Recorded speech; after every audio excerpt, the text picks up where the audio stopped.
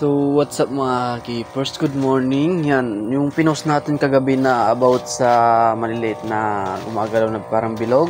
Yan. Maraming napa-comment na dap niya daw yon or magna dap niya.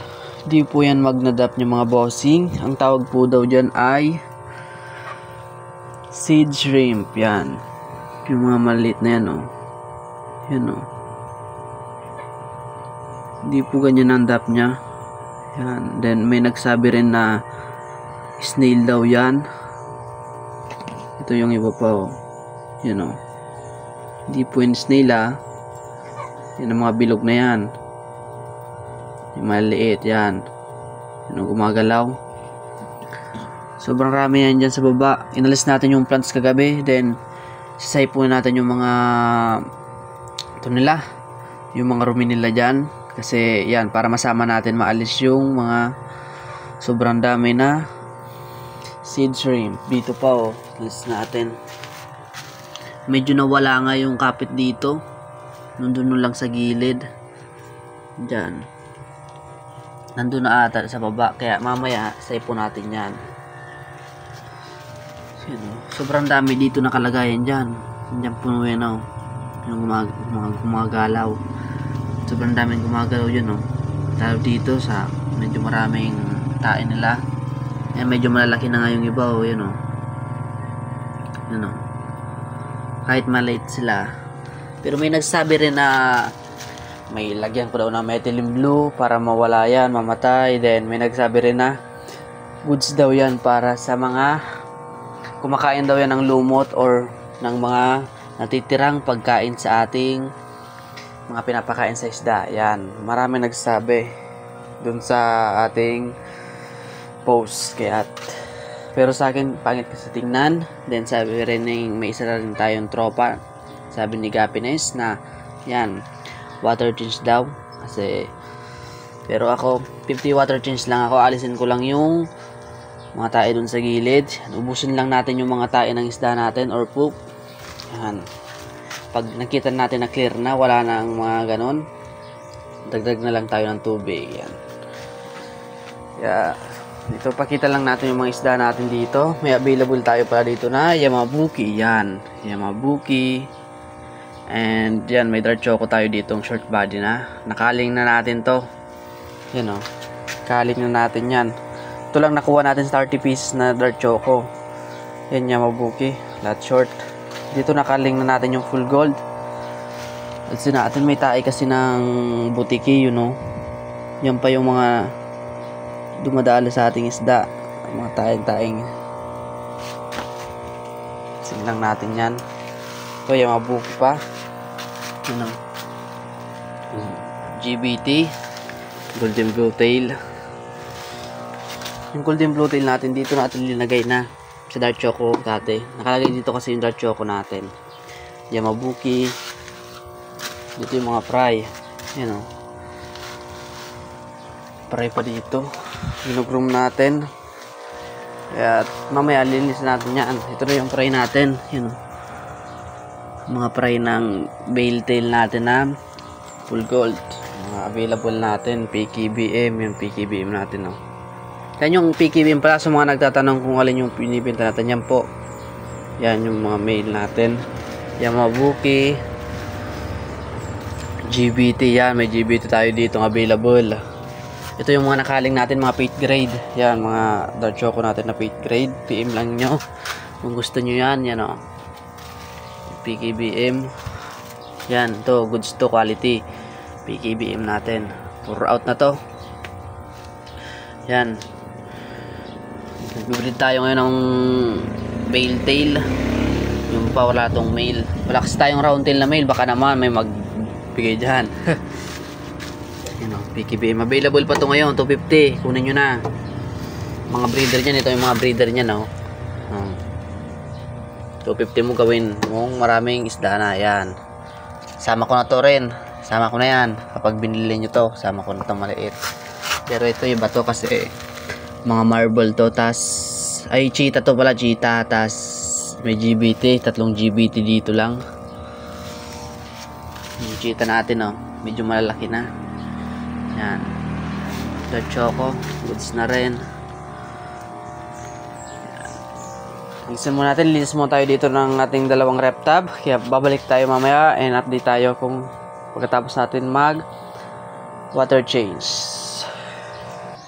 So tapos na natin magalis ng mga poop nila and yan, nalinis na natin yung mga rep tab natin. Nag water change lang tayo ng 30%. Yan. Dagdag na lang tayo ng tubig. Yan. Mga malinis na, wala na yung mga poop nila. Dito sa ating may mga seeds yan, seed shrimp yan, medyo marami na. Yan, try pakita natin kung moy niya ba to or dap niya, pero dito moy niya kaya marami nagko-comment yan oh. Yan, sobrang raming maliliit. Kung dap niya yan, kakainin niya nung isda natin. Sobrang dami. Lalo dito, yun. Dito makikita nyo kasi puti dito yung rep tab natin. Yan. Yung maliliit na yan, oh. Yan, oh, gumagalaw. Hindi yan dap niya or moy niya. Seed shrimp daw yan, sabi ng mga tropa natin dyan. Hindi masama sa pagsaypo natin. Sobrang dami dun, oh. Yan, oh. Dito, yan, oh. Sobrang dami. Sa gilid o yan. Pabayaan na lang natin yan dyan. Di na lang natin yan lalagyan ng plants dyan. Pero comment kayo or pwedeng lagyan yan ng plants. Kasi baka kasi kainin na naman itong mga plants natin. Oh. Papangit ang tingnan. Yan, oh. Bilad muna natin to. Ano kaya nangyari dito? Suchlorine ata to. Yung chlorine kumulay sa dahon. Yan. Yun o. Kawawa naman yung plants natin. Kaya yan. Yan muna natin yan. Bilad natin muna. Parawan. Balik na lang natin kapag masigla na ulit. Yan. Ito yung nangyari sa plants natin. Pinood trip ng seed shrimp. Ito. Hindi talaga maalis. Marami pa rin natira. Kaya wala tayo magagawa. Dagdagan na lang natin ito ng tubig. Tapos na ata dito magdagdag ng tubig sa kabila. Tapos na naman sa kabila. Rekta na agad yan. May nag-comment rin doon na lagyan ko daw ng methylene blue para mawala yung mga ito. Mamaya try natin lagyan ng methylene blue, yun oh. Nasa gilid lang sila. Sobrang liliit. Yung mga malalaki yan yung nangingitlog sa kanila. Yan yung mga breeder. Kung sa isdayam yung breeder. Yan, seed shrimp. Sobrang dami dito. Dito sa dalawang rep tab na to. Talaga maalis. Buti dun sa kabila wala. Dito sa green water na may green na may mga lumot sa gilid. Buti wala dito. Yan. Lipat natin yung GBT natin. Ito lang talaga yung dalawa. Dito sa kabila, parang meron din ako nakikita dito pero konti lang. May mga aquatic plants na katago. Pabayaan lang natin yan dyan. Yan. Tapusin muna natin itong update tayo pagtapos natin. Happy skipping. Yan, natapos natin lagyan ng tubig. Pero meron pa din ng mga seed shrimp. Hindi natin nasabay kasi medyo maliit. Hindi sila nasasama. Yan. Dito nga. Sobrang dami na nalagay natin. Yan, tapos na tayo. Pinatay ko na pala yung ito natin. Then lalagay na tayo dyan ng legal na puti. Di joke lang, asin lang yan. Rock salt. Ano? Lagay mo tayo ng rock salt sa ating mga isda. Yan. Ganyan lang ginagawa natin. Basta mag water change tayo ng 30% to 50%. Yan. Lagyan natin ng maraming asin tong may mga seed shrimp. Kasi may nag-comment nawawala daw, namamatay daw kapag may sobrang daming asin. Yan. Try natin gawin to kasi yan, payo sa atin isang fish keeper. Gawin natin yan. Wala naman masama kung ita-try natin. Lagyan natin. May comment na lagyan to ng methylene blue.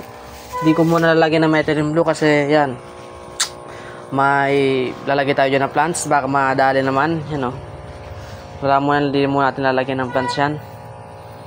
tatakpan natin yan para di mag-green water agad. Yan, mga tiles natin sa gilid. Yan. Happy fish keeping mga keepers.